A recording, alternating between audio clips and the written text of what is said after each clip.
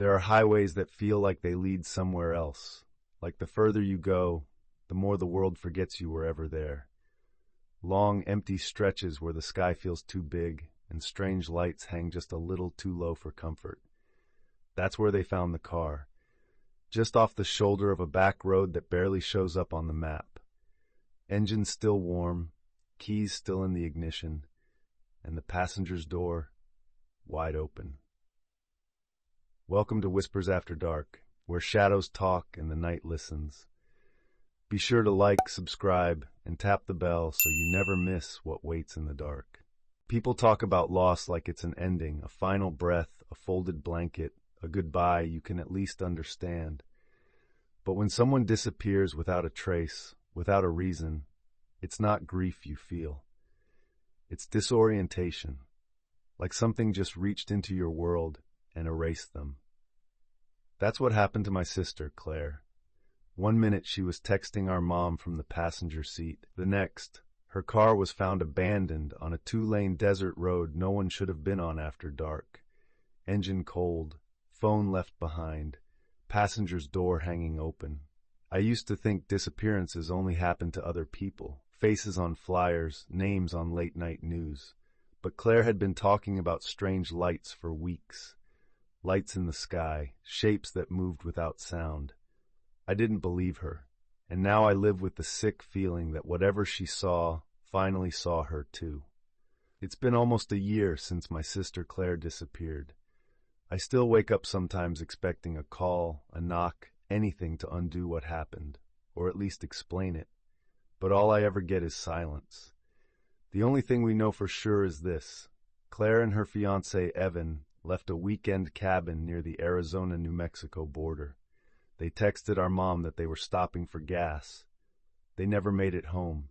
The car was found 3 days later on a desolate stretch of road about an hour east of Flagstaff. A 2-lane highway that's mostly used by truckers and hunters. No cameras, no streetlights, no traffic. Their SUV was parked neatly on the gravel shoulder. Doors locked, except for the passengers. It was open. Wide open. Her purse was still in the floorboard. Evan's sunglasses were in the console. The keys were in the ignition, and the engine was cold but not dead. The strangest part? Claire's phone was sitting face down in the seat, as if she had placed it there carefully before stepping out. The police searched the area. They found no sign of foul play, no signs of struggle, no forced entry. It was like the two of them had just stepped away. But if that were true, why hadn't they come back? I remember the moment I got the call. I was in the kitchen. I'd just made coffee. My dad's voice on the other end was strained, like he was trying not to scare me, but couldn't help it. They found the car, he said, but not them. We all hoped they'd gotten lost, or that their car had broken down and they were walking to find help. But you don't just leave your phone. Not Claire. She was the kind of person who kept 2 portable chargers in her bag and wore her seatbelt to move the car 20 feet. Something wasn't right. I couldn't stop thinking about it. I took time off work and drove out there myself. The road was empty, just dust, wind, and cracked pavement. Miles and miles of desert nothing. No houses, no shoulder but gravel, no signs. I pulled over at the GPS coordinates the police had logged. There was still a faint indentation in the dirt where the car had been. No tire marks, no broken glass, just absence. I walked the perimeter, scanning the ground, even though I knew search teams had already combed the place. After maybe 20 minutes of wandering, I saw something glinting in the brush about 20 feet off the road. I thought maybe it was a can or a bottle, but it was a pair of sunglasses. Evan's. I knew the scratch on the left lens. I held them like they'd breathe if I waited long enough. I looked up and realized something about the slope beyond the road felt wrong. The land dipped gently, almost like a natural funnel, a place where things could go missing without ever being seen again. I walked further than I meant to, into a patch of dry grass that felt colder than the air around it. I didn't see any other belongings, no blood, no signs of struggle, but I felt watched, not from any one direction, just watched. That night in the motel, I couldn't sleep.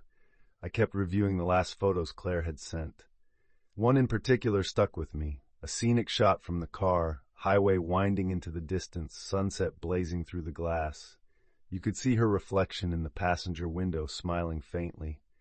But behind her shoulder, faint and distorted in the glass, was a tall shape. Just a shadow. No face, no features, just there. I zoomed in until the pixels broke. But no matter how grainy it got, I could still see the outline. I showed it to a ranger at the nearby station the next morning. He was an older man, mostly silent, but when I told him where the car had been found, his face changed. Not surprised, resigned. "That stretch of road," he said, "has history." "What kind of history?" I asked. He just shook his head. "People see things, hear things, lights, shapes, there's stories." I asked if anything had ever been found. He looked at me and said, "Not alive." I left more shaken than I wanted to admit. On the drive back, I stopped at a gas station diner near the border. While paying for coffee, the cashier, a Navajo woman in her 50s, asked where I was headed. I told her the general area. She paused, eyes narrowing slightly, and said, "That's old land. Our grandparents didn't go near it after dark, said the wind there lies." I didn't know what to say. She nodded to my coffee and said, "If you hear breathing, don't turn around." I drove home with the radio off. A few weeks after I got back, I received a message from a private account. No photo, no posts, just a single line. Did she hear it too? I stared at it for hours before I replied. Hear what? They never answered. But the next night, I got a second message, an audio file. I made the mistake of playing it. It started with static, then wind, then something that sounded like distant metal striking stone, slow, steady, like a rhythm with purpose, and underneath it, a vibration. Not breathing in and out, just a low, constant rasp, like something alive that didn't need to pause. The sound crawled under my skin. I stopped the playback halfway through, deleted it, blocked the account. Since then, things have changed. I keep hearing sounds in my house late at night, scraping, tapping, not random, but measured, like something searching. I found marks on the wall near my back door, 4 vertical lines etched deep. My cat refuses to go near that side of the house. And sometimes, when I walk past the hallway mirror, I see Claire. Not her reflection, just her, standing where she shouldn't be, not moving, not blinking, eyes wide and empty, mouth slightly parted like she's trying to say something, but the image vanishes when I turn to look. I think I understand now. The passenger's door was open not because she left in a hurry. It was open because something wanted her to get out. Whatever it was, it doesn't chase you. It waits. It watches.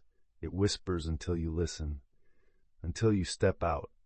And once you do, you're not lost. You're taken. I still drive that road sometimes, hoping for closure. But deep down, I know. She's gone. Some nights I see the lights now, and I can't help but think that whatever took her might not be finished. Thank you for joining us tonight at Whispers After Dark. If you enjoyed this chilling tale, explore more stories of strange disappearances, eerie sightings, and ancient whispers in the dark. Don't forget to like, subscribe, and tap the bell so you never miss what comes next. I'd love to hear your thoughts in the comments. Do you believe something is out there, waiting?